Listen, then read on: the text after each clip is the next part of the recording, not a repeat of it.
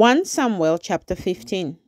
Samuel also said to Saul, "The Lord sent me to anoint you king over his people, over Israel. Now therefore heed the voice of the words of the Lord.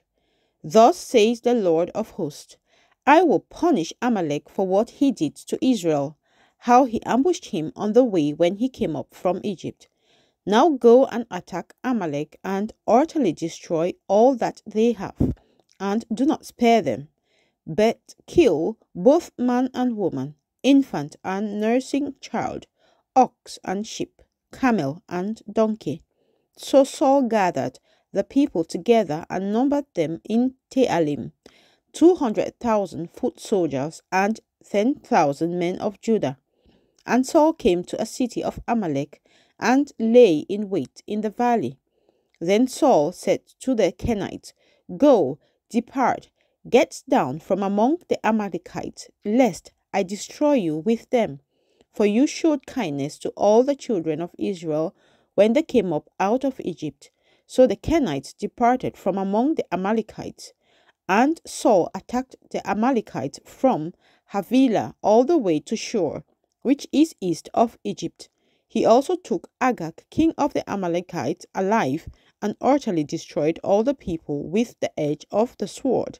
But Saul and the people spared Agag and the best of the sheep, the oxen, the fatlings, the lambs, and all that was good, and were unwilling to utterly destroy them, but everything despised and worthless that they utterly destroyed. Now the word of the Lord came to Samuel, saying, "I greatly regret that I have set up Saul as king, for he has turned back from following me and has not performed my commandments." And it grieved Samuel, and he cried out to the Lord all night. So when Samuel rose early in the morning to meet Saul, it was told Samuel, saying, "Saul went to Carmel, and indeed he set up a monument for himself, and he has gone on around, passed by, and gone down to Gilgal." Then Samuel went to Saul, and Saul said to him, "Blessed are you of the Lord.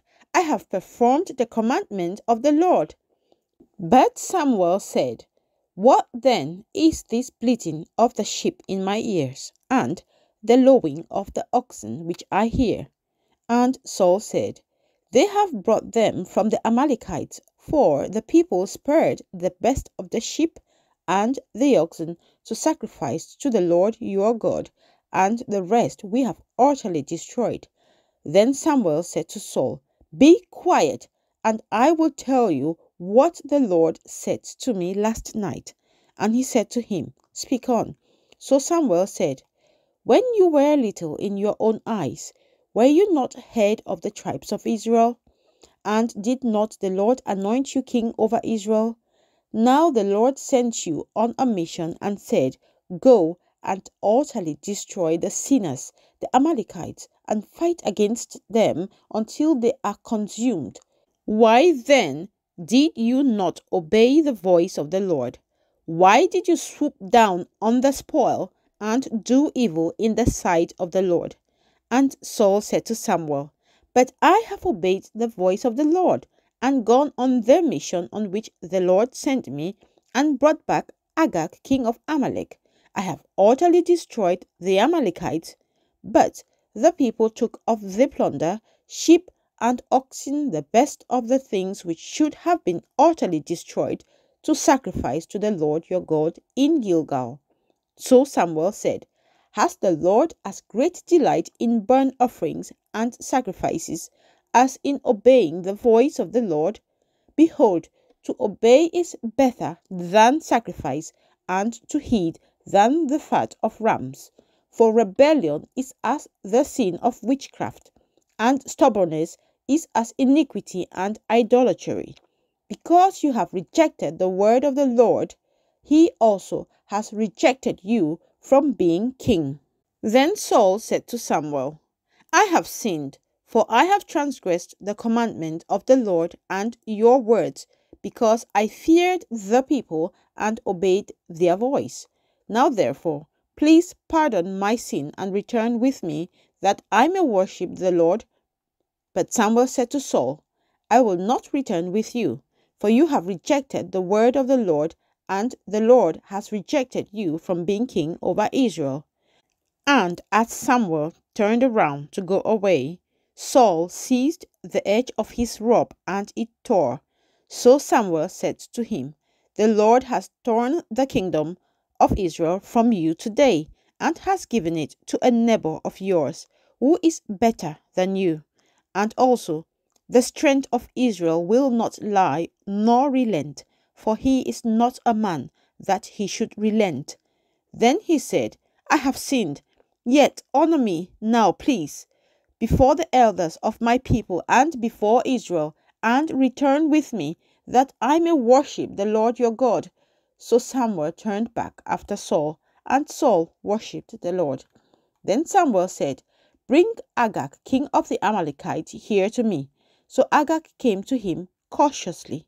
And Agag said, Surely the bitterness of death is past. But Samuel said, As your sword has made women childless, so shall your mother be childless among women. And Samuel hacked Agag in pieces before the Lord in Gilgal. Then Samuel went to Ramah, and Saul went up to his house at Gibeah of Saul.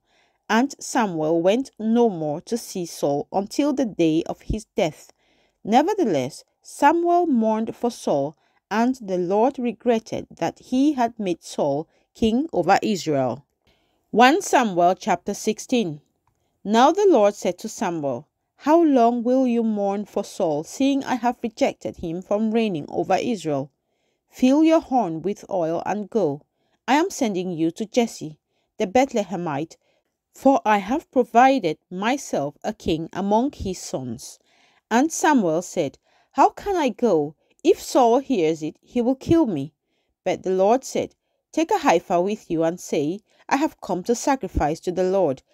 Then invite Jesse to the sacrifice, and I will show you what you shall do. You shall anoint for me the one I name to you.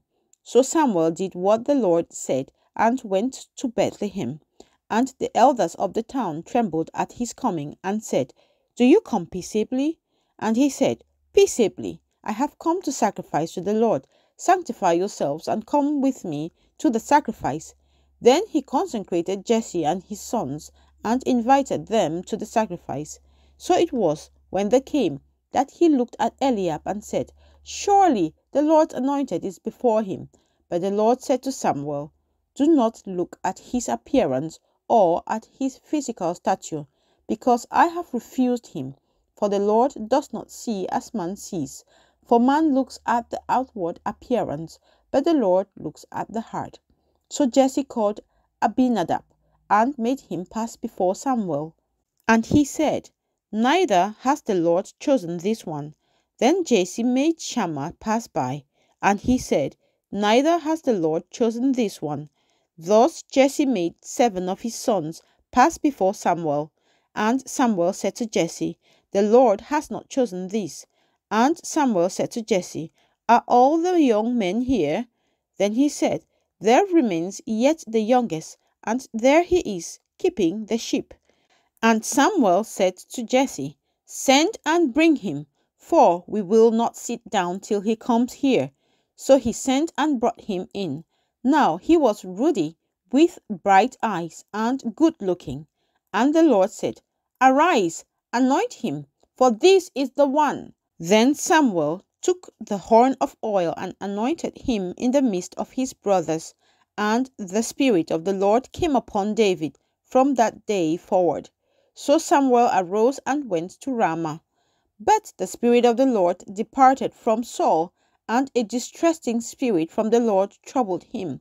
And Saul's servant said to him, Surely a distressing spirit from the Lord is troubling you. Let our master now command your servants, who are before you, to seek out a man who is a skillful player on the harp. And it shall be that he will play it with his hand when the distressing spirit from God is upon you, and you shall be well.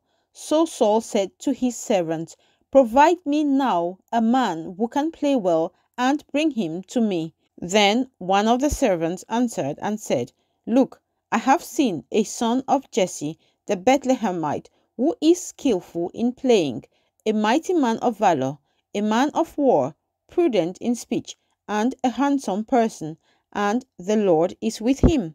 Therefore Saul sent messengers to Jesse and said, "Send me your son David, who is with the sheep." And Jesse took a donkey loaded with bread, a skin of wine, and a young goat, and sent them by his son David to Saul. So David came to Saul and stood before him, and he loved him greatly, and he became his armor-bearer. Then Saul sent to Jesse, saying, "Please let David stand before me, for he has found favor in my sight." And so it was, whenever the Spirit from God was upon Saul, that David would take a harp and play it with his hand. Then Saul would become refreshed and well, and the distressing spirit would depart from him.